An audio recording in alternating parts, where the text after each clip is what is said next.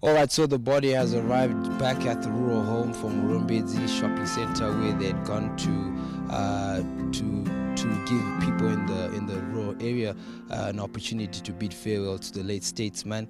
The body has arrived, and they've taken it through to the dining room for the main house here at the rural home. We've not been allowed to enter, but the body and the family, close relatives, have entered into the home. What we're also being told is that contrary to what we were told earlier, that they were going to take it to Mbuya Bona's kitchen, they're actually going to just keep it here for now. They might change that arrangement, but for now, the family spokesperson, Leo Mugabe, told us that the body is going to lie in state in this house for this evening. Right about now, they're going to start a church service.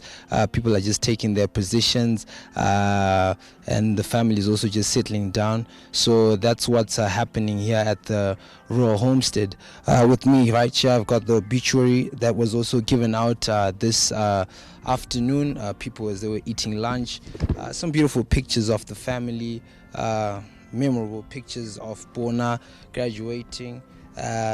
One thing that caught my attention was a statement here which states that Comrade Mugabe was conferred chairmanship of World Solar Commission back in March 1996, and subsequently assuming chairperson of the G15 in November the same year. When you're looking at the situation which is happening now with the power issues that we're experiencing, it would have been a great honor to hear some of the issues that arose during this solar commission, where he was the chairperson back in 1996. So that's what's happening here at the Mugabe residence here in Kutama.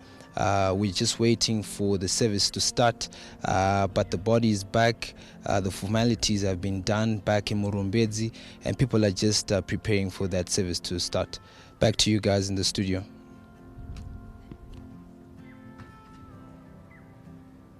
If you can hear me, what do you foresee as the program going forward from? I can see this is quite a bit of a lull period. He's going to lie in state at home, as you said. All indications saying he's going to be inside that house where, of course, we haven't gotten the right to enter. But is there a semblance of what will happen? Of course, you talked about something of a church service, of a requiem mass. Is there a possibility that today there shall be an actual rufu there in Kutama, because they haven't gotten that opportunity that people in Harare got on Wednesday when that body arrived? Perhaps people from around, the relatives, the friends.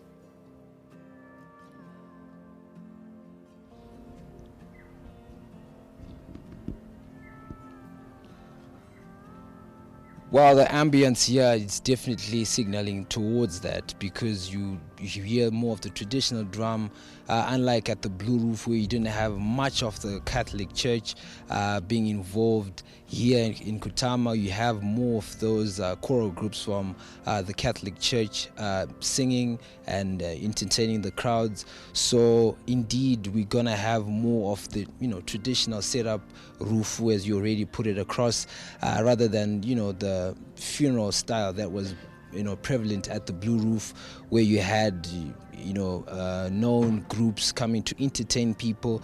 Here it's a bit more subtle, it's a bit more down to earth, where they're allowing things to flow the traditional way. So indeed, we're gonna have more of a traditional feel.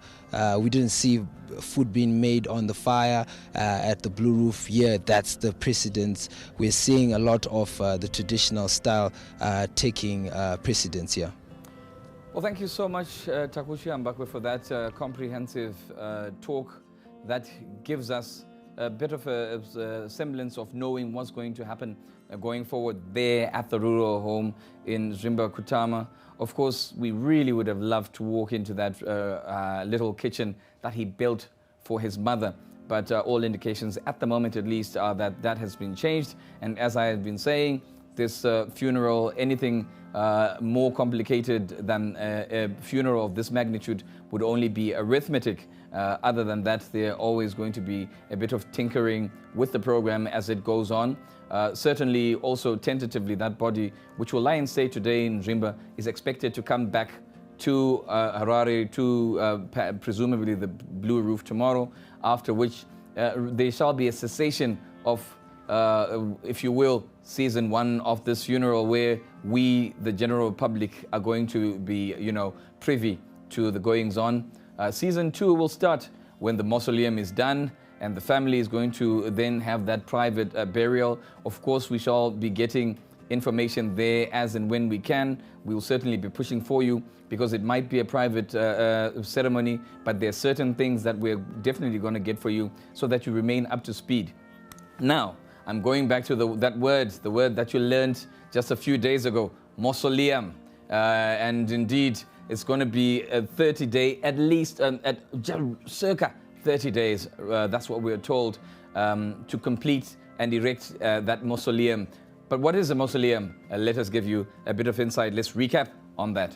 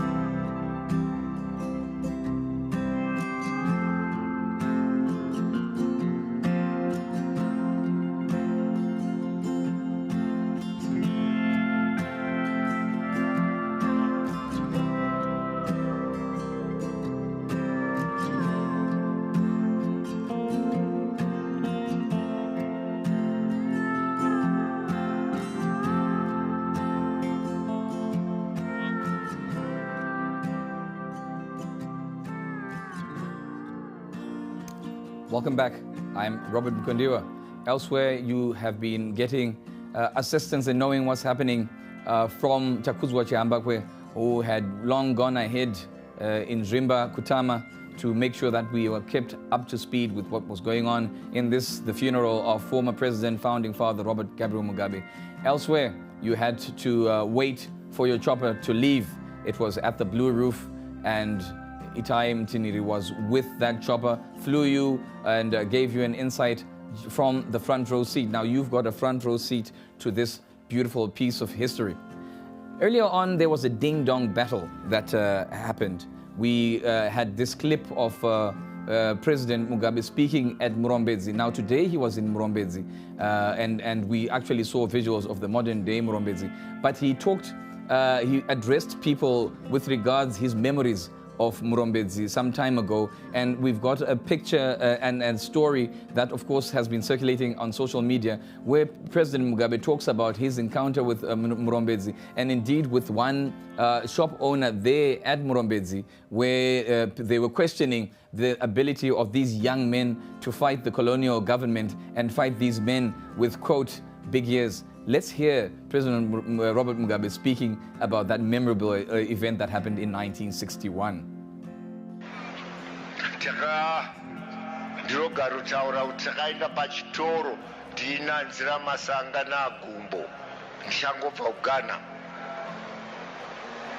chamatambo chichiripo nanhasi. Kwaive nomunin'ino wamatambo ndiye aitengesa imwawo.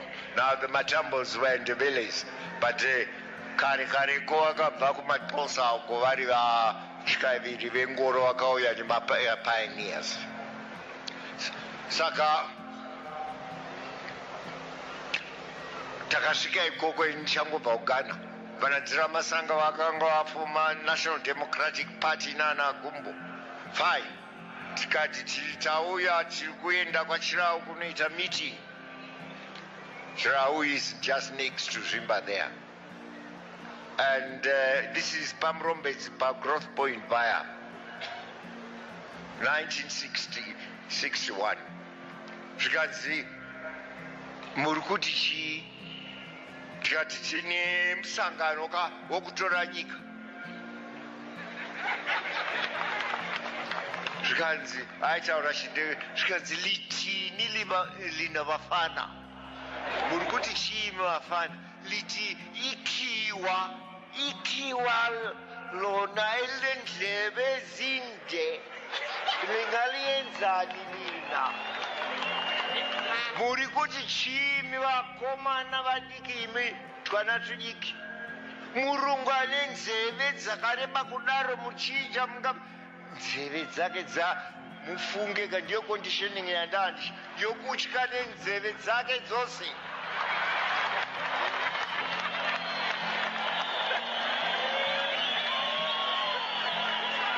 Zvino takazovati muno haiwa kwete nenzeve dzenyu ndefu idzodzo puma lapa ivhu nderedu. Ivhu nderedu. So you have to uncondition our young men. Indeed, that was a memorable quote coming there from President Robert Mugabe, speaking to his experiences as they were trying to dismantle that foundation that colonization had put on this country. Memorable quotes like, land is our economy is land. Of course, the land was central, obviously, to that fight for liberation.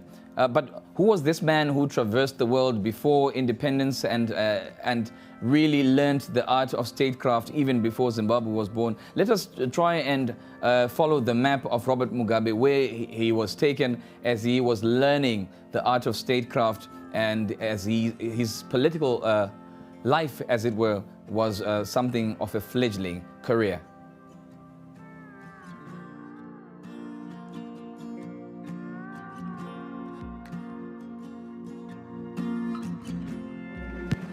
You are a good man. You are a good man. But of course, we can't make you a fighter. That's not what your mission was. We will fight a fight for our own identity, for our own integrity and personality as Africans. We are Africans. We don't mind having and bearing sanctions banning us from Europe. We are not Europeans. We have not asked for any inch of Europe, or any square inch of that territory. So, Blair, keep your England and let me keep my Zimbabwe. Pretended that all had been well, pretended that there had been progress. As far as the Patriotic Front is concerned, there have not been discussions at all with anybody in respect of the substantive matters regarding the ceasefire. And we insist that there can never be any agreement. This is just rubbish. Absolute rubbish. Nobody will take cognizance of it. We equally reject attempts to prescribe new rights that are contrary to our values, norms, traditions, and beliefs. We are not gays. Mr. Chairman, having said that, may I say, people must always come first in any process of sustainable development. And let our Africans come first in the development of Africa, not as puppets, not as beggars, but as a sovereign people. I thank you.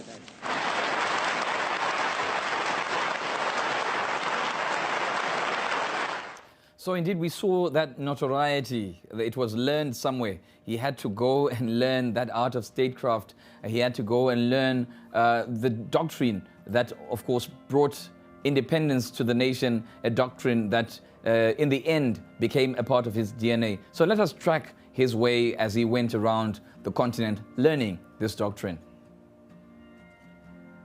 So there on that planet that he helped change, he started here at home.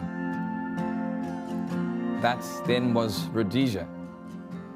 Indeed, he left Zimbabwe, headed for Fort Hare in South Africa, where he cut his political teeth studying at that iconic place where other great names had studied, other nationalists. He came back home, back to what was then Rhodesia, of course, went to northern Rhodesia for a bit of a while.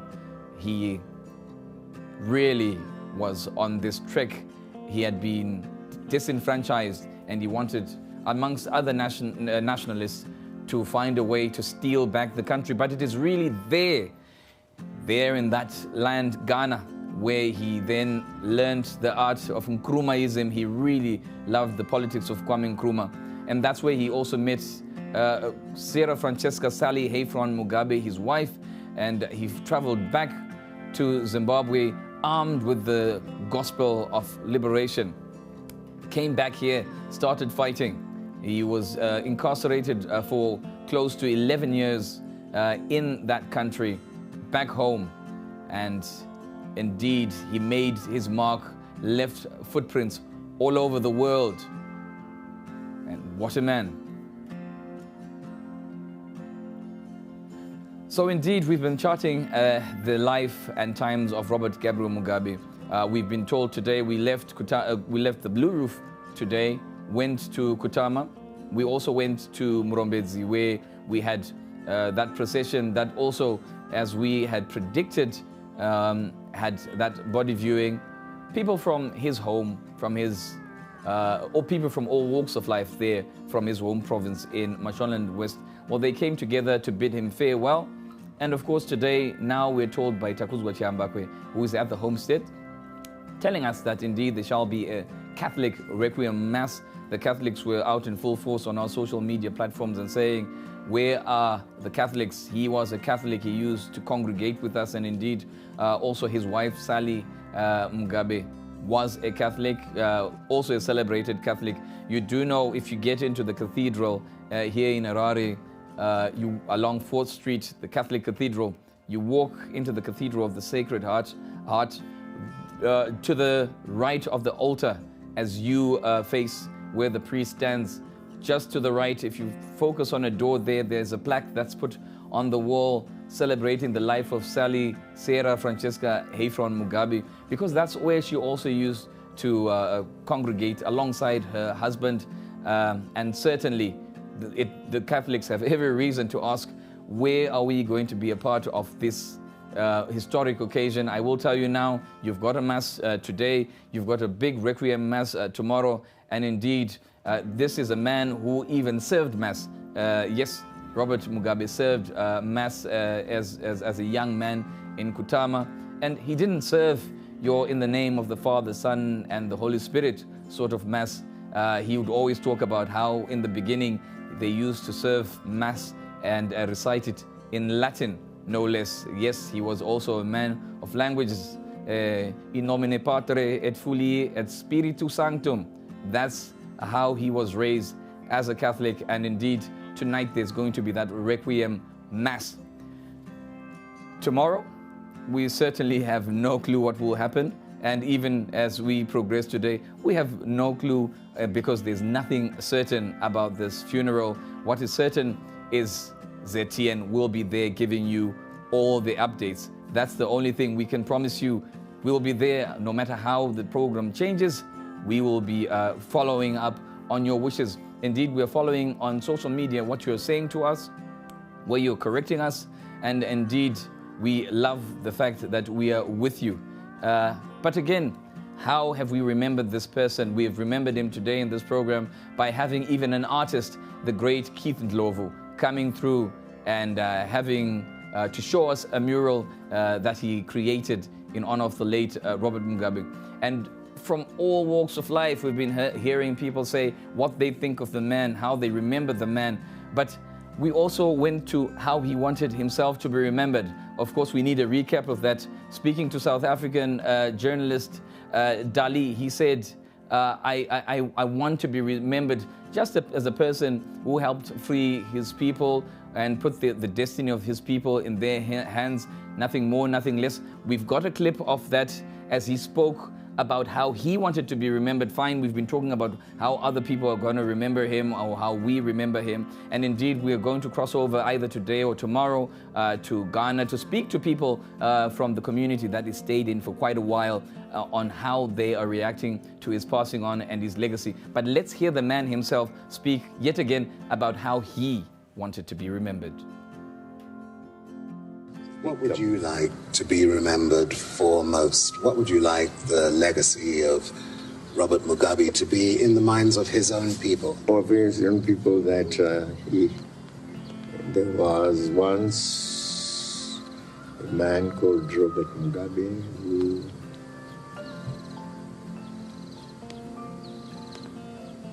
in the interest of his own people, before they struggled to liberate them, and had ideas, ownership of the resources by his own people, and fact that the people should be united, to remain revolutionary, guard against colonial and imperial powers that seek to undermine authority, governments, and wanted it, desired right up to the end that his own people should be masters of their own destiny, and that is all. I don't desire to be known as anything greater. Yes, indeed, that is the man in his own words, how he wanted to be remembered. Will you remember him like that? Will you remember his firebrand speeches? Will you remember the person that he was? And what will you remember about this funeral? Of course, there's a lot that we're going to bring you going forward. And for those who weren't with us, who didn't have the privilege of being with us from the beginning, some people are actually speaking to us right now on social media, on our social media platforms, and saying there was a recap. What happened? How did he land here? Of course, I'll first start by giving you where we started. We started in Singapore when we heard news of his passing. That was on the 6th of September. He died in the early hours of the morning at Glen Eagles Hospital there in Singapore. And indeed, after quite a bit of a while, we welcomed him here at Robert Gabriel Mugabe International Airport before we had two parades, no less, in his honor at the iconic home of celebration. Of course, that was the Rufaro Stadium before, of course, going for that big funeral at the National Sports Stadium. And of course, we rested for a day. On the 7th day, it was the first day we rested yesterday. Today we flew from the Blue Roof to Mrombedzi. Now we're at the traditional home. But before we give you a recap of what happened from Wednesday, let's get an update of, just a brief update of what's going on now before we show you a recap of that journey that we have taken.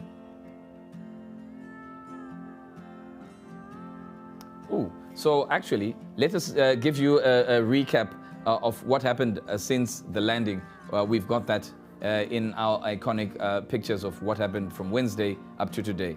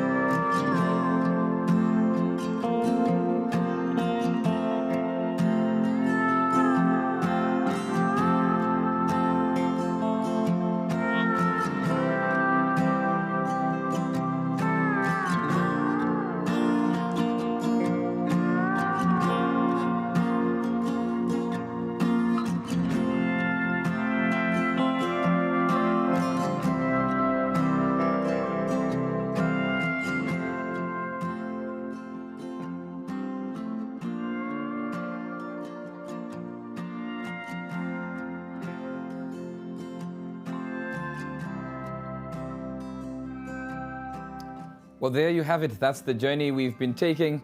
A journey where presumably we shall wrap up for a bit tomorrow because that's when the body is expected to come back to Harare before that lull period where we wait for that mausoleum to be completed and indeed inter the remains of Robert Gabriel Mugabe, a man who traversed this earth and left quite a legacy.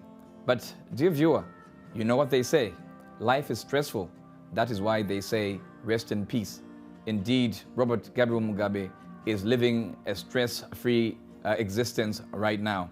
Indeed, we heard many people at his giving eulogies and saying, we all as men are fallible, for all have sinned and come short of the glory of God.